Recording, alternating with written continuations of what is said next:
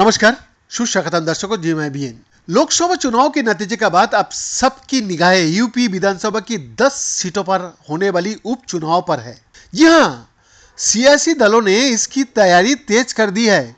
Phulpur seat को लेकर सपा और कांग्रेस में खींचतान जारी है।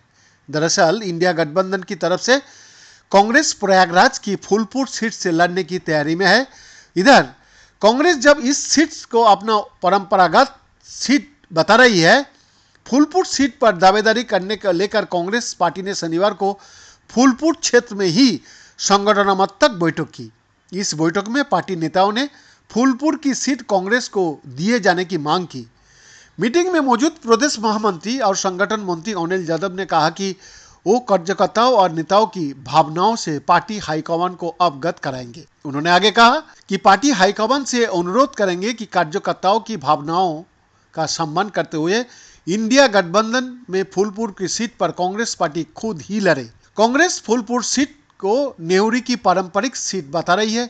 वही प्रदेश महासचिव मुकुंद तिवारी का कहना है कि फूलपुर में कांग्रेस पार्टी का संगठन पूरी मजबूती के साथ खड़ा है और फूलपुर कांग्रेस की परंपरागत सीट भी रही है। तिवारी जी ने आगे कहा कि यह सीट पंडित नेहरू जी की सीट है। हमारा मानना यहाँ इंडिया गठबंधन से कांग्रेस प्रत्याशी उतरेगी।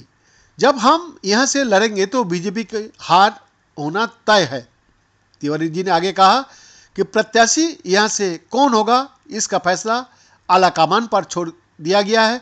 वही तय करेंगे कि यहाँ से कौन लड़ेगा और कौन नहीं लड़ेगा, मगर हमारी यही इच्छा है कि फूलपुर सीट से कांग्रेस बाई इलेक्शन का चुनाव लड़े। फूलपुर सीट को नेहरू का परंपरागत सीट इसलिए कहा जाता है क्योंकि उनका निधन 1964 में इसी सीट पर रहते हुए हुआ था।